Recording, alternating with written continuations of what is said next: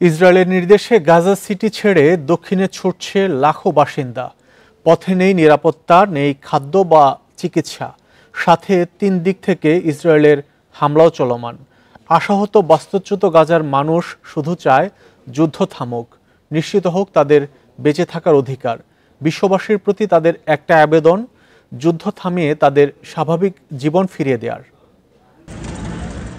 Gaza city থেকে দক্ষিণের পথে হাজার হাজার মানুষ, কারো হাতে ব্যাগ, কেউ ঠেলাগাড়িতে বোঝাই করে নিয়ে চলেছে সহায় সম্বল।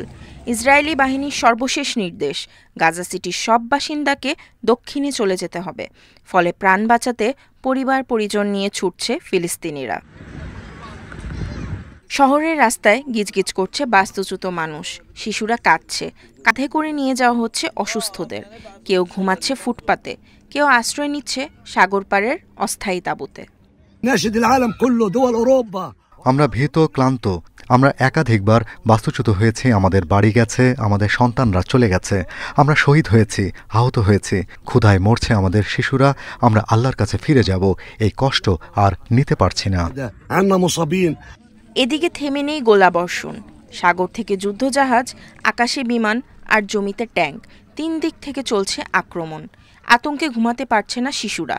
এর মাঝে অনেকে হেঁটেই অগ্রসর হচ্ছে দক্ষিণে। অসুস্থ শিশুদের নিয়ে হাঁটছে মায়েরা। আমরা যুদ্ধ চাই না, যুদ্ধে আমাদের কোনো লাভ নেই। আমার মেয়ের হার্টের রোগ আছে, মাথায়ও আঘাত পেয়েছে। কি করব আমি?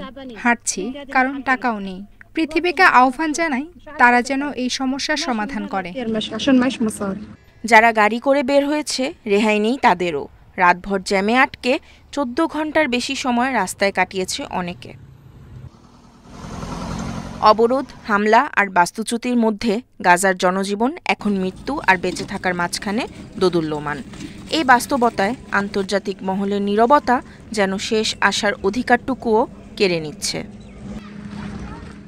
নিশাত সুলতানা মিম, ইন্ডিপেন্ডেন্ট নিউজ।